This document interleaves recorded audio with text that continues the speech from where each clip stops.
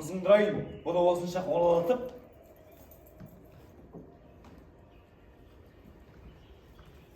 Қызыңдырайынның жері, бозашының бар сөзі осында келген бе? Шырағым, қаталап келдім. Месіңнің бір пұшпағын шеше қойшы.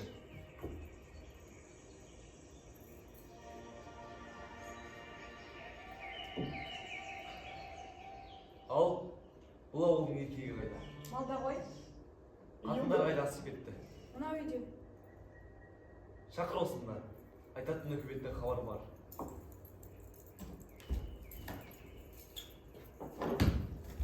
Сәлеметсіз ме? Сәлем алдық. Бақытты бол шырақ. Мен мына шетпеден ауданның уәкілдерімен бірге шықтым. Олар Қызылдамға қарай кетті. Сендерге хабар айтайын деп соғып отырмын. Соғыс басталыпты. Қашан? Кіммен? Не жамандықты шақырып отырсың? Түсіп, соғыс несі? Қызың Нұрайын әйтеуір біреумен де, ертең байыңа военкоматтан пәбіске келем. Сол кезде білесіздер кіммен екенін. Мен мына ауылдарға да соғуым керек. Ал, кеттім. Жалғызым далаға қиянға кеткелі көп болды. Екі үйдің басшысы болып отырған Ұлжан, соғысқа кетсе не күн болады? Мұна түсіп, соғыс басталды деп қуанып отыр ма?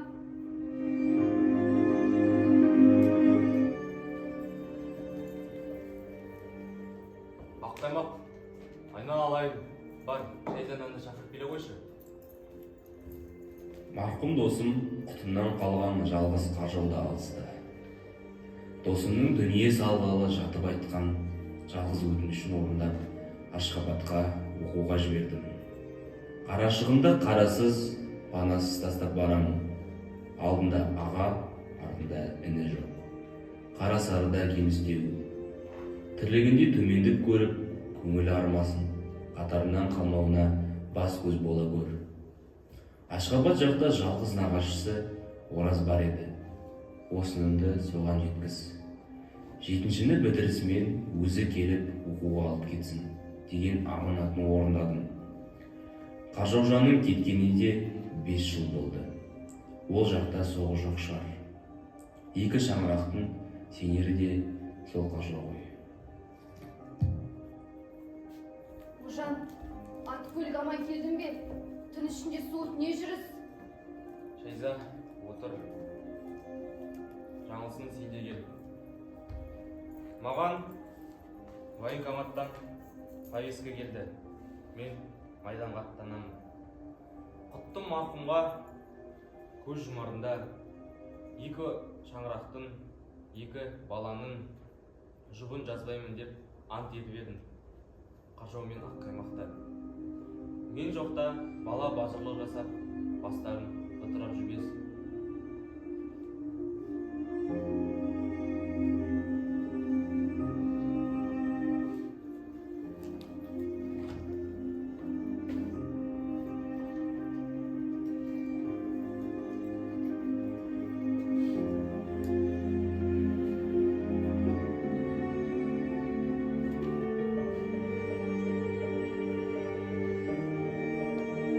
Шайза, үйіңнен дәм алып келші.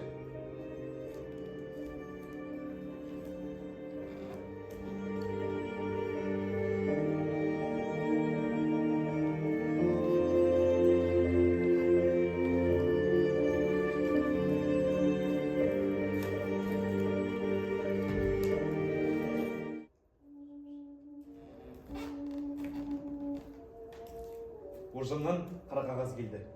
Соны барып үйіне естіртейік. Абырой, Мырзайырдан үлкен біреу келіп қалар. Сосын естіртек қайтеді. Ой, су болып абылжып қалған немене.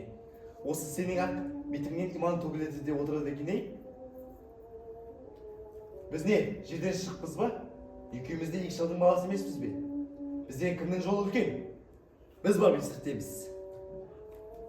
Өлгенді артынан естірткеннің өзі де соғып деген. Түйенің жарты етіндей болып қалған денеңнен басқа сенің не ақыл шығушы еді? Жақсы, жарайды.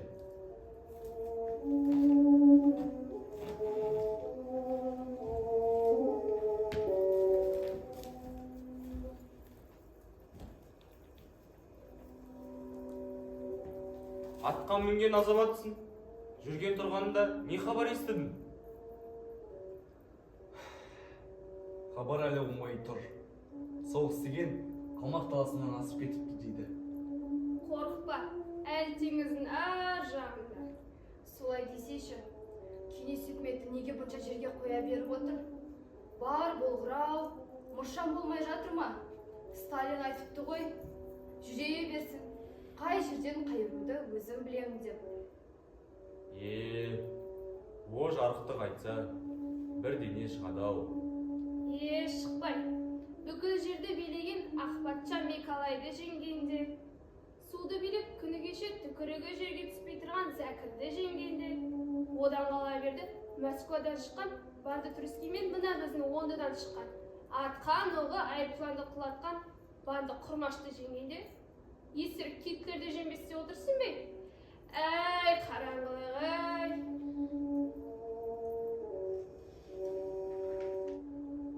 Бұл опасыз дүние. Кеше мұна шетпенің ар жағында өтіп бара жатсам, теңкиіп бір түйе өліп жатыр. Бөрі демекші, азғантай малдарымды қосқан жерлерін тау, тас, өңшен жұмысқа жыра екен. Үйтқыстың хабары жоқ па? Әзірге онда ештеңе жоқ. Ит құстанда ажалы келген өледі. Қарап тұрсам, бәріміз де сол өмірге, сол жаққа барады екенбіз ғой. Келін шығақ, Ожанның қара қағазы келді.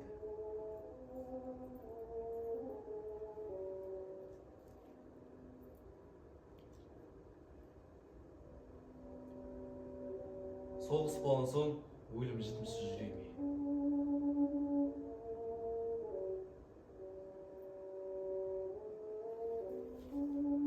Кештеді от тастауға келген екенсіңдер ғой. Шайланып, жайланып. Ожан қандай азамат еді. Қайран Ожан. Жаңылсын, жыла қағам, жыла. Мұна сұм заманды неге үндемейсің? Үн қатшы. Әкетайым, мұны ағалар не дейді? Жалған бәрі. Әке.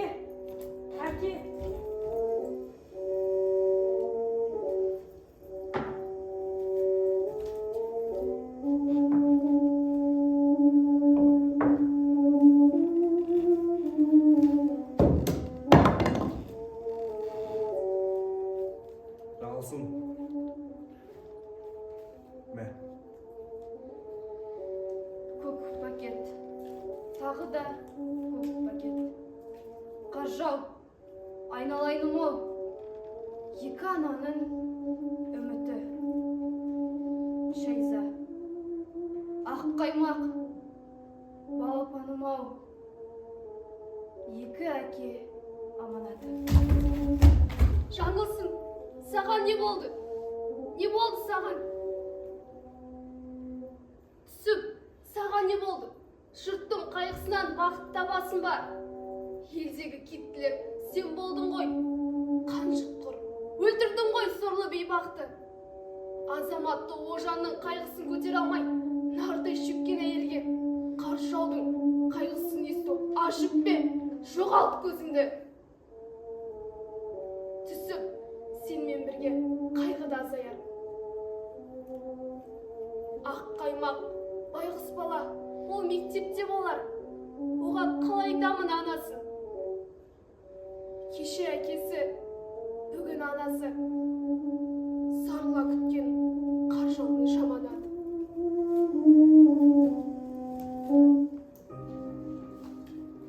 Қос ана, қос әке аманаты. Мен жалғыз.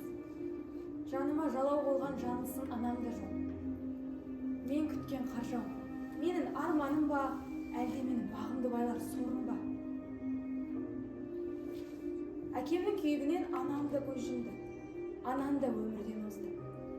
Екі үйлі жаннан аңырап, жалғыз өзім қалдым. Батысқа қарап, өзіңді күте-күте үмітім үзілді. Өзіңнен қара қағаз келгелі, өзіңді жер көкке сыйғыза алмадым-ау. ана болып әйел бақытына бөлену менің маңдайыма жазылмаған екен.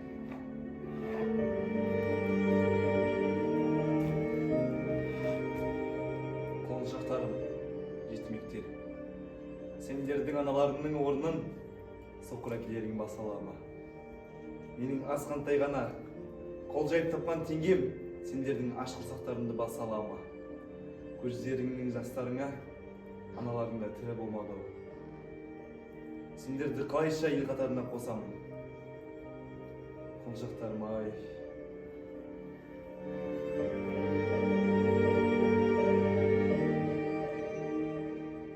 Ағасы, апырмай үніңіз не еткен мұндай өмірден неге түнілдіңіз? Шырағым, дауысыңа қарасам, иман жүздатым секілдісің. Мен сияқты қу соғыстың құрбанын неге мүсіркедің? Соғыс оты шарпымаған шаңырақ бар ма сірә? Сіздің жүрегіңіздегі жараңызы менде де бар. Тағдырлас екенбіз. Қарағым, сенің де жүрегің шерлеккен ғой. Басымның ауған жағына кетіп бара жатқан сорлымында. Кішкентай балалармен қайда барасыз? Осында қалыңыз. Мен сияқты масыл адамды мүсіркегеніңе рахмет, қарағым. Жоқ, сіз дұрыс түсінбедіңіз. Мен сізді мүсіркегенім емес. 2 жарты 1 бүтін болайық дегенім ғой. Мен де балаға шөлдеген адаммын. Менің де үйімнен баланың үні естілсін де. О, Алла, бергеніне шүкір. 3 бейбақ мұңдасып қалғандай болдық қой. Балалы болу арманым орындалғандай болды. Ортайғаны толды ғой. Қаржауым, кешір мені, кеш. Мен сені мәңгілік күтемін деп ойлап едім. Бірақ екеуміздің жағалмаған отымызды осылайша тұтаттым.